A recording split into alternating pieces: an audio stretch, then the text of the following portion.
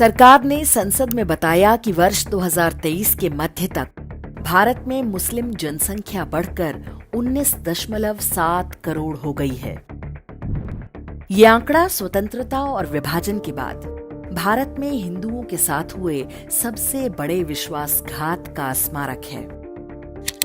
ये खतरे की घंटी है जो बताती है कि हम तेजी के साथ अपने ही विनाश की ओर बढ़ रहे हैं।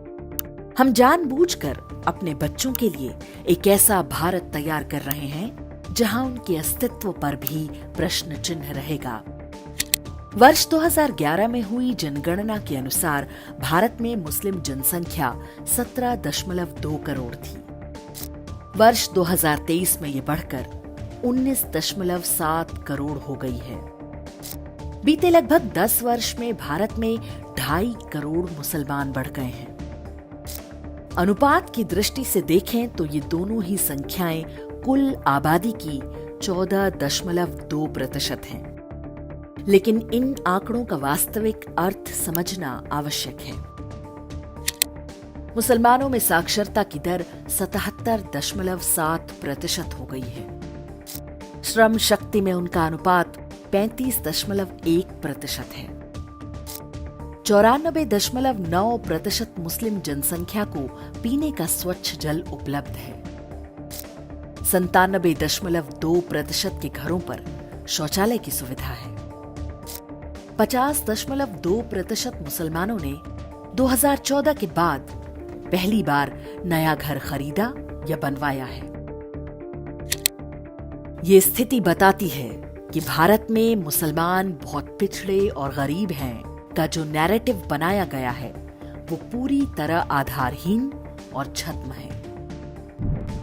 एक समुदाय के रूप में मुसलमानों की आर्थिक स्थिति अनुसूचित जातियों और पिछड़ी जातियों के हिंदुओं से बहुत बेहतर है। पाया गया है कि जनगणनाओं में मजहबी समुदाय एक रणनीति के तहत अपनी वास्तविक संख्या छिपाता है।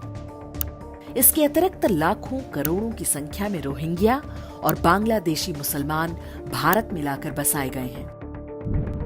सही स्थिति क्या है इसका पता संभवतः 2021 की जनगणना के आने के बाद ही चलेगा।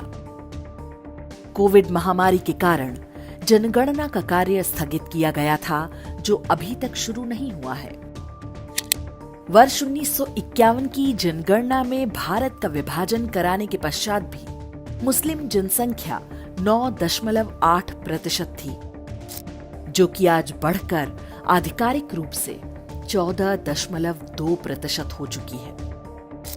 जबकि इसी अवधि में हिंदू 84% से घटकर 80% से भी कम हो चुके हैं।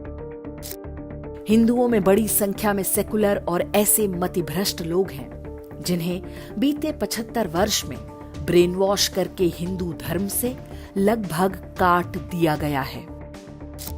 बड़ी संख्या में क्रिप्टो क्रिश्चियन और नव बौद्ध भी हैं जो आरक्षण और अन्य सरकारी सुविधाओं का लाभ लेने के लिए खुद को हिंदू बताते हैं। ये वर्ग हिंदू धर्म की जड़ें काटने में सबसे आगे है। स्वतंत्रता के बाद से ही कांग्रेस सरकारों ने हिंदुओं के धर्मांतरण को बढ़ावा दिया। उसका परिणाम है कि ये छद्म हिंदू आज पूरे सरकारी तंत्र में दीमक की तरह फैल चुके हैं। ये हिंदुओं की उन निर्धन जातियों और जनजातियों का अधिकार हजम कर रहे हैं जिन्हें वास्तव में आरक्षण और सरकारी सुविधाओं की आवश्यकता है। इसी प्रकार मुसलमान भी अलग अलग राज्यों में अनुसूचित जाति से लेकर पिछड़े वर्ग के आरक्षण में अवैध रूप से कब्जा जमा रहे हैं। मणिपुर में कुकी और नागा ईसाई धर्मांतरण के बावजूद अनुसूचित जनजाति का आरक्षण ले रहे हैं, जबकि वास्तविक मूल निवासी जनजाति मेतेई के लोगों को भेदभाव और अत्याचारों का सामना करना पड़ रहा है। ये स्थिति पूरे देश की है। जनसंख्या के जो आंकड़े हम भारतीयों को बताए जा रहे हैं वो झूठ से अधिक कुछ नहीं है।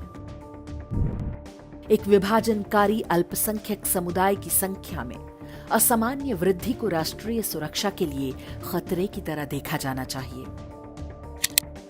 ये भारत की सरकारों का उत्तरदायित्व है कि वो मुसलमानों की जनसंख्या के अनुपात को कम से कम 1947 में विभाजन के स्तर तक ले जाएं।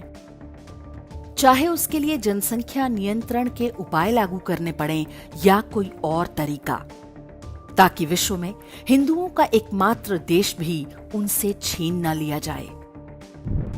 एक नागरिक के रूप में हमारा कर्तव्य है कि हम सरकारों पर दबाव बनाएं कि वो मजहबी तुष्टीकरण या तृप्तिकरण से बाज आएं। ये विषय अब हिंदू मानवाधिकारों की रक्षा का है।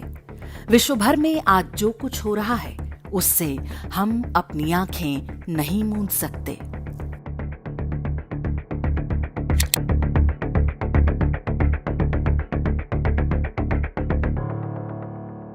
इंडेक्स ऑनलाइन के वीडियो समाज को समर्पित हैं। आप इनको डाउनलोड करके जैसे चाहे वैसे प्रयोग कर सकते हैं। चाहे तो आप हमारे टेलीग्राम चैनल से जुड़ सकते हैं। वहां सारे नए पुराने वीडियो आपको मिल जाएंगे। हमारे सोशल मीडिया लिंक हर वीडियो के डिस्क्रिप्शन में होते हैं। हमारा एकमात्र उद्देश्य हिंदू समाज को जागृत और एकजुट करना है। इसमें सहभागी बने। धन्यवाद।